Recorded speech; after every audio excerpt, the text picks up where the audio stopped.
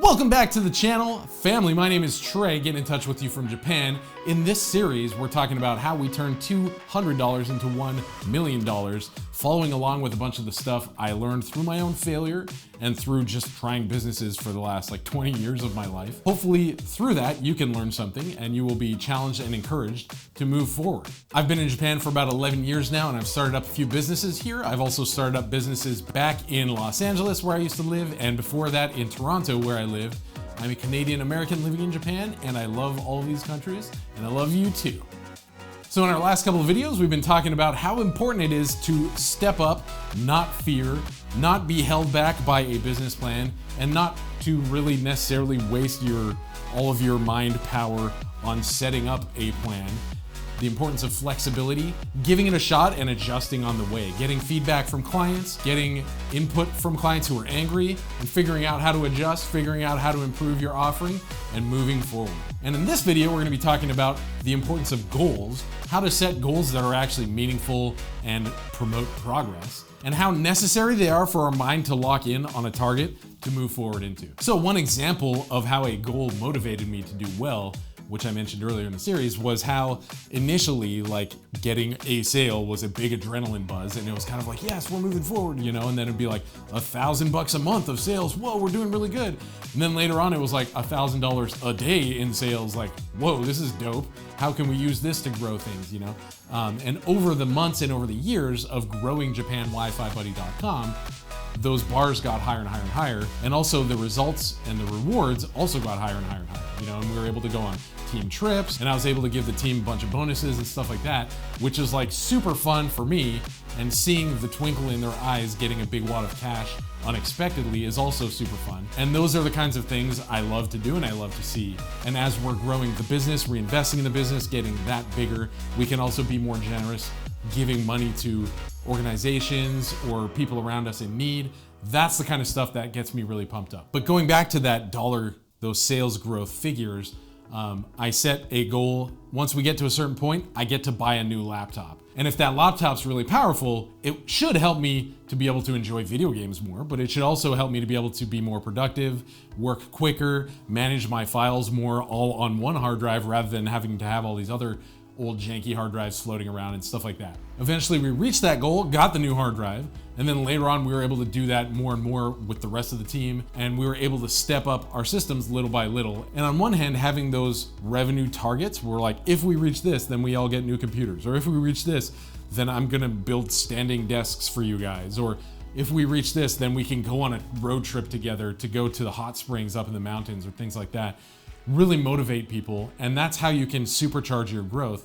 But it's also, when you zoom back really big and look at, I mentioned in the last episode, keeping a journal, you can see wow, 4 years ago, getting $1,000 a month was a big deal. But now getting $1,000 a day is a big deal. And then, a couple years later, it might be getting $30,000 or $50,000 a month in sale is the new goal. And that's what you need to keep doing to keep your mind focused on the next steps. One of the challenges we have as small business people is when we're asked the question, how much is enough? And I mentioned that growth in revenues, but it gets to a point where it's kind of like, wait, to get to the next step, we were renting out pocket Wi-Fi devices to travelers coming to Japan for 2 weeks, 3 weeks, whatever, however long they're being here, and we send it to the airport or we send it to their hotel. They arrive at the airport, open up the package, turn it on, connect their phone or their computer or tablet to it, and then they're on the internet. Then they just drop it in a mailing envelope and send it back to us at the end of their trip.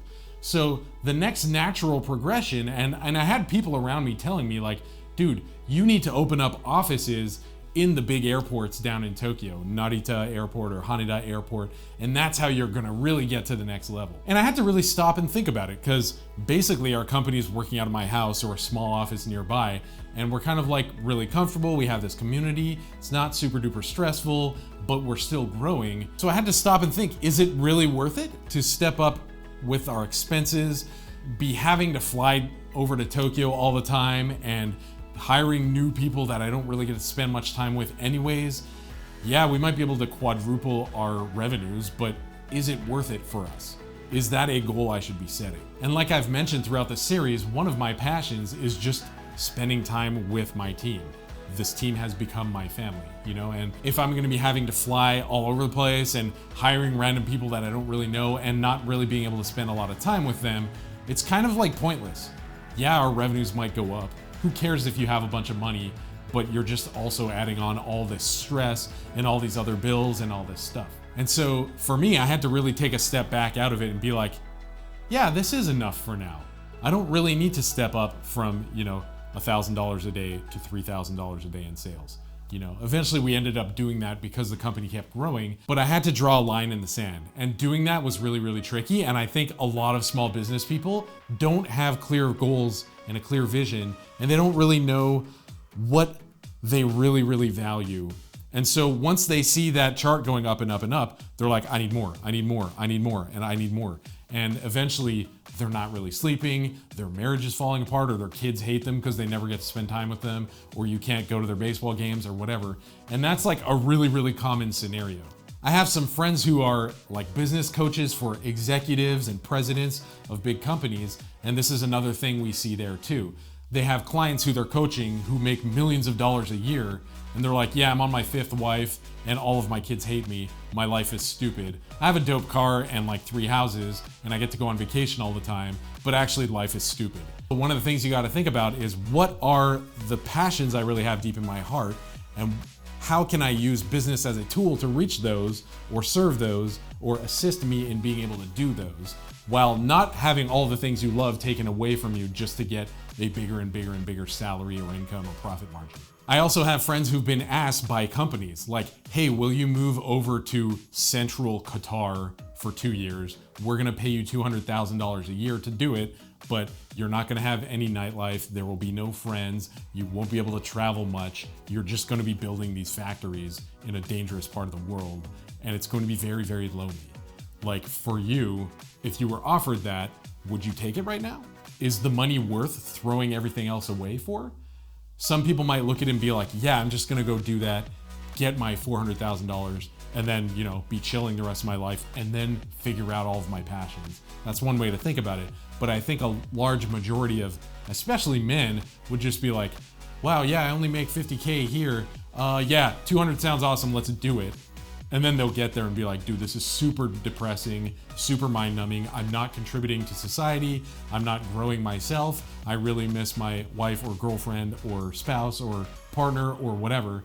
And then you realize, like, dude, the whole world is moving on without me. It really wasn't worth it. And this isn't a rare story. So all that to say, let's talk about how to set some goals that will help you move forward in business while at the same time maintaining, you know, a proper balance where you can prioritize your passions and your life mission and vision. You may have heard of the SMART, SMART acronym before for setting goals. This is something that is really smart to be doing regularly at the beginning of each year, but also each month, especially in your time of journaling. So SMART stands for specific, measurable, attainable, relevant, and time-bound. So we often hear about people after New Year's being like, dude, I gotta lose 5 pounds. Dude, I gotta lose 10 pounds or 50 pounds or whatever. One of the challenges I see a lot of people struggle with is being like, dude, I gotta lose some weight. The pants I've been using my whole life are now not fitting. I need to lose some weight. And if you don't say X weight in X amount of time, then people tend to lose motivation. And also being able to track that and be like, oh, I lost a pound this week. Cool. Now I'm making progress. Now I lost a pound this week too. Cool, I'm making progress. And that reinforcement, that feedback is really, really motivational. Actually, I have the Apple Watch, and every day it's like, you know, you close your ring, you've exercised enough today to reach your goals. And by like noon, by like 3 o'clock, if you haven't moved enough yet, it'll be like, hey buddy, make sure you keep moving. Make sure you get enough exercise. You're behind. And that does that because our minds are really, really rewarded and motivated by that constant feedback. Going on to attainable, if your goal isn't attainable, it's going to be so overwhelming that you end up not doing anything. You may have moved house before. One of the challenges when you move house is that you finally get all these huge boxes and sofas and all this stuff into the new place, and it's just a huge mountain of boxes, and you're just kind of like, oh man, don't know where to start. I'm tired from getting out of the old place. It's so overwhelming that I can't start, you know? And Basically, it starts with opening one box and taking out one thing. But if you don't have the boxes in the right position, you won't know where to put your sofa. You won't know where to put your TV. And so you got to think about these things a little bit before you even put the boxes in place. Another example would be like, for me, I'm in my late 30s. If I was like, dude, I'm gonna join the NBA tomorrow and I'm gonna be like up there playing with LeBron James and all this stuff, that's not super duper attainable, And if I have a couple months left, even if I go out and I start shooting free throws 10 hours a day and I start running 10 miles a day, within the next couple of months of this year, will I actually be able to make it into the NBA? Probably not, and that's gonna leave me even more frustrated, even more overwhelmed, and even more like hopeless. So if you're setting attainable goals, if you're like, I wanna lose a pound this month, and then you make that, then your mind is like, dude, awesome, I can do this. Rather than being like, yep, see, it was impossible. Everything's impossible. I suck at everything. I'm not gonna keep going, which our mind tends to get in a rut and do if our goals aren't attainable enough. Relevant goals, this is also kind of tricky because when you're doing business, when you're starting something up, there's so many things you gotta think about. You gotta think about the accounting. You gotta think about the cash flow. You gotta think about managing Facebook and Instagram and finding good products and refining those products, customer service, all these different things. It's really easy to set goals that are like secondarily relevant or even tertiarily relevant. And some of those goals might not actually be serving the greater purpose. So for me as a YouTuber, I could set a goal of being like, I need to hit 10,000 subscribers by the end of December of this year. And that's an ambitious goal. It's not necessarily impossible. It's time bound, but is it relevant? I'm not really sure, because having a certain number of subscribers shows that your channel is growing, but it's not necessarily impacting the quality of every single video. I might just sacrifice quality of my videos and just start cranking stuff out and going around on the internet and spamming forums and pissing people off in my haste to be like, dude, I gotta go more, I gotta go faster, I gotta get more subs, more subs, more subs, more subs.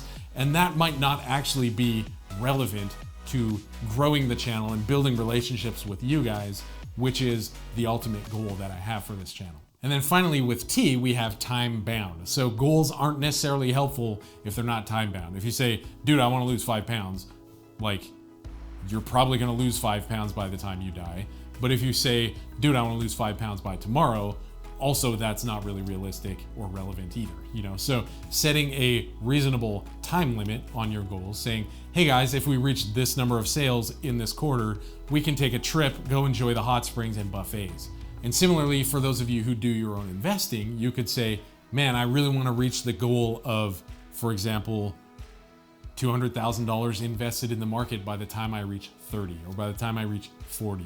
And having that on the horizon, even though it's a long-term big picture goal, really subconsciously affects the way you move and affects the way you save and affects the way you spend moving forward to that, And so setting short-term goals is really important, but also setting a 2-year goal or a 5-year goal or a 10-year goal is also quite important.